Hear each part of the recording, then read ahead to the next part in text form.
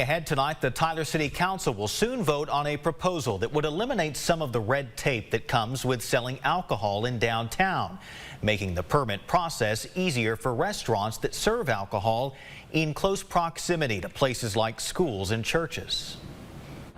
Take a drive or a walk through downtown Tyler, and you'll see what the city calls a mixture of uses. Restaurants and churches and schools and things like that.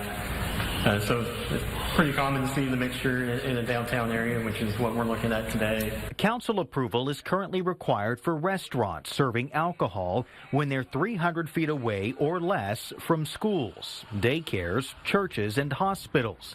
But next week, Council could eliminate that step for restaurants in the downtown district, essentially from Front up to Gentry and Palace over to Beckham.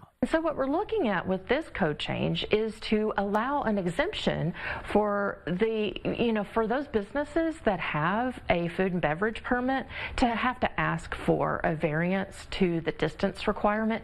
And that's just because of the nature of downtowns and the mixture of uses. I move we approve. The proposal made it out of committee unquestioned earlier this month, passed by the Planning and Zoning Commission, sending it to City Council. This is really taking a common sense approach because we reviewed previous cases that we've had over the years, and they're always approved. The change would apply only to restaurants that make a majority of their money off food.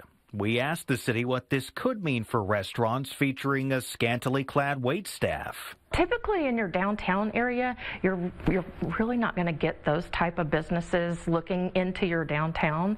That being said, if an establishment like that meets the requirements of being a restaurant and not a bar, it too would be exempt from council approval for alcohol sales in the downtown area. It's not something that we anticipate being an issue. The proposal is set to go before Tyler City Council at their next meeting Wednesday, July 24th, beginning at 9 in the morning.